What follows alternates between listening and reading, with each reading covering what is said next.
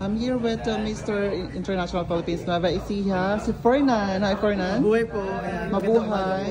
Of course, you're one of the youngest candidates here at Mr. International Philippines. So, ano pakiramdam na you're competing with pageant veterans?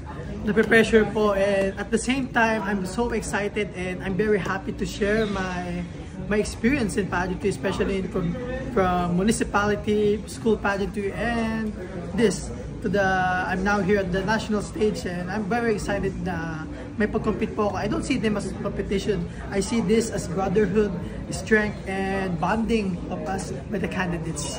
So, kumusta yung support system ng Nueva Ecija sa'yo?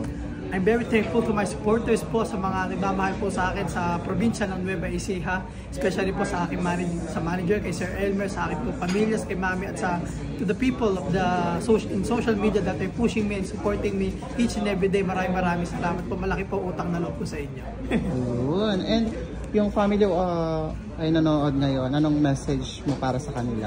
To my family, to the Lacon family, to my mother's side and father's side, thank you Mami po sa mga lahat po na nagsusuporto sa akin. Kung wala po kayo, wala naman po ako dito kayo. Yun lang po yan. Alright. Ano yung mga in-expect mong questions sa'yo for this preliminary closed-door interview? I'm expecting questions like, why should we be the next Mr. International Philippines, and why would we pick you, the next Mr. International Philippines, like, and why did you not deserve to win the pageant? Yeah, like that. Let's try to answer that question for you. You can answer that question.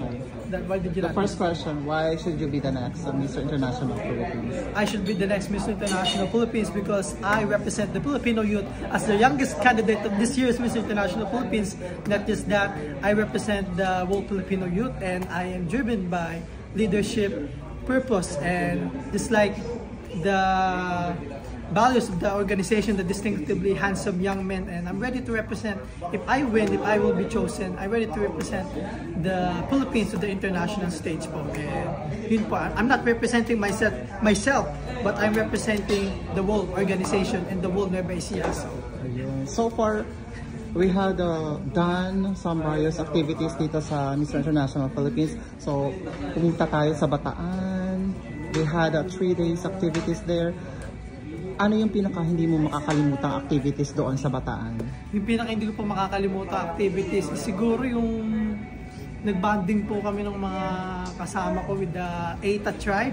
We did visit them on the Etas, but yes, hanggang sa Arco lang, pero yes, we did visit them and I catch them on lives, and it's so inspiring. Like, nagugulat ako, paano kaya ito nabubuhay ito mga tol? How did they live from their everybody lives? And I'm very inspired and motivated like the Etas. Wow. And how will you inspire them? What? How will you inspire them? I will inspire them like to the digital technologies, like just like my advocacy to the mental health advocacy, like the social media, because I plan if I win, I will use my mental health advocacy to inspire them to hear them from the unheard and save them from catastrophe. Ayun, thank you so much, Fernan, and the best of luck sa journey mo dito sa MIPH. Thank you po, Sir Pageant Transfer J. You can also promote and invite them. I'm inviting you to watch our Grand Coronation Night tomorrow, this July 2025 at Novotel Araneta City, Cubao, the Grand Coronation Night of Mr. International Philippines. See you there, mga kapamilya at kapuso. Mahal na mahal ko po kay lahat. This is Bernal Luis Lahom, representing Nueva Ecija Province. Thank you, Fernan.